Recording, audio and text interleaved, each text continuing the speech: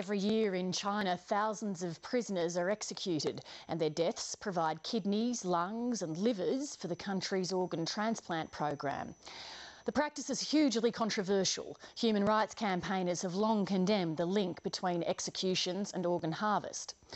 For more than a decade, one of the key figures behind the program was an Australian-trained doctor. Huang Jaifu has since been honoured by his alma mater, the University of Sydney. Now, a coalition of academics, doctors and lawyers say the university must strip Huang of his honorary professorships. Adam Harvey has this exclusive report.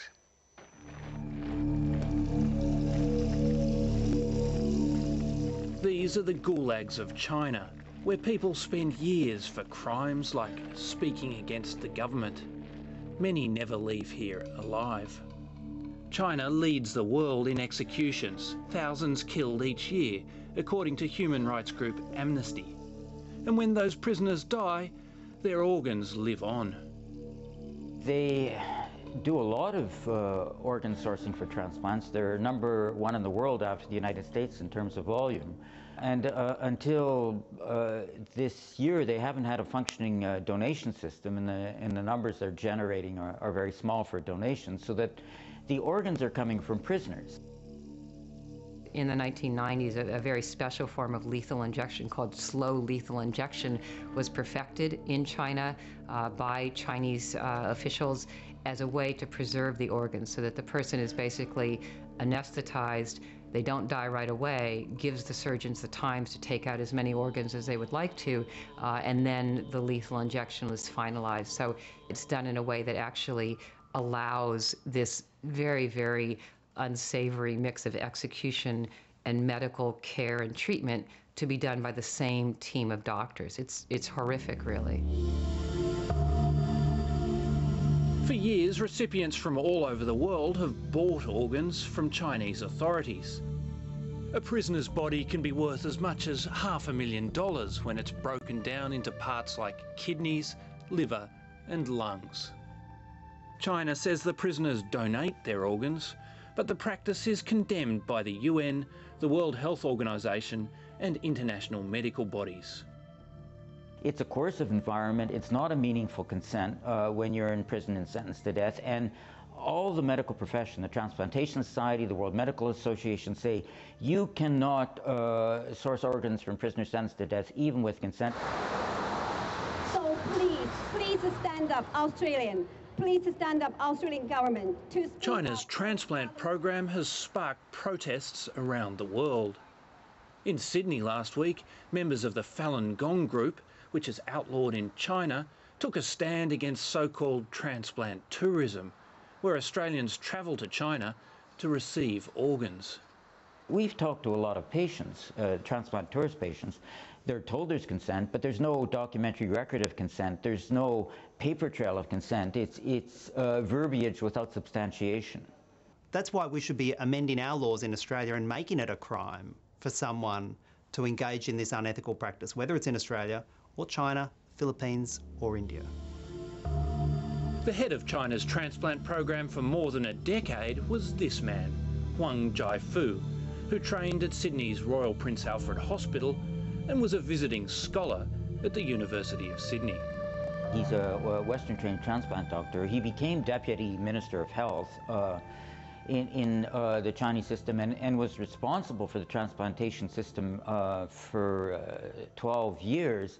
And he was doing transplants at the same time as he was an administrator in the system. He himself is a liver transplant surgeon, and he has stated as recently as November 2012 that he continues to perform about 2 liver transplants every week. So that would be 100 organs a year, and using his own figures, 90 to 95% of those would have come from executed prisoners. He's been lauded by the university with an honorary professorship, and that title was recently extended for another 3 years. Hardly feeling it yet? Hardly. Now, Maria Fiataroni Singh, a professor of medicine at the university, wants him stripped of that honour. We shouldn't be giving him any publicity or honour for the kind of things that he's done. He can't possibly be adhering to the dictum that we all take an oath of, which is first do no harm, because there's no way that you could consider using people the way he has as transplant donors as being concordant with that philosophy. She's petitioned Vice-Chancellor Michael Spence to take back Huang's honours. Co-signatories include surgeons and medical professors from the United States, Germany and Israel, and New South Wales Greens MP David Shoebridge. This is one of our most prestigious institutions, the University of Sydney. It's meant to stand up for the best ideals of our society, democracy, academic freedom. And for it to be awarding some of its highest honours on a medical practitioner who, for year after year, benefited from transplanting the organs of executed prisoners is a betrayal of those key ideals that the university should be standing up for. But Huang Zhaifu has his defenders, who say he's worked to end China's reliance on prisoners' organs. Professor Bruce Robinson authorised Huang's appointment to honorary professor. Huang Zhaifu is a great leader. He's led the reform of the organ donation system in China. Now, Huang Zhaifu, to his great credit, has developed clinical trials and protocols and has demanded that every hospital that is involved in transplantation in China have a deceased organ donor program that involves the use of donors who have died as a result of circulatory death. In the transplant clinical setting around the world, we see him as a champion, an absolute champion and a hero. I've known Huang since 1987, and in discussions with him when he was in Sydney at the time, he knew at that stage that the use of organs from executed prisoners was wrong. But at the time he was a junior surgeon and he was part of the system, and he did what his seniors did. But despite his efforts, China's transplant program remains heavily reliant on the organs of executed prisoners.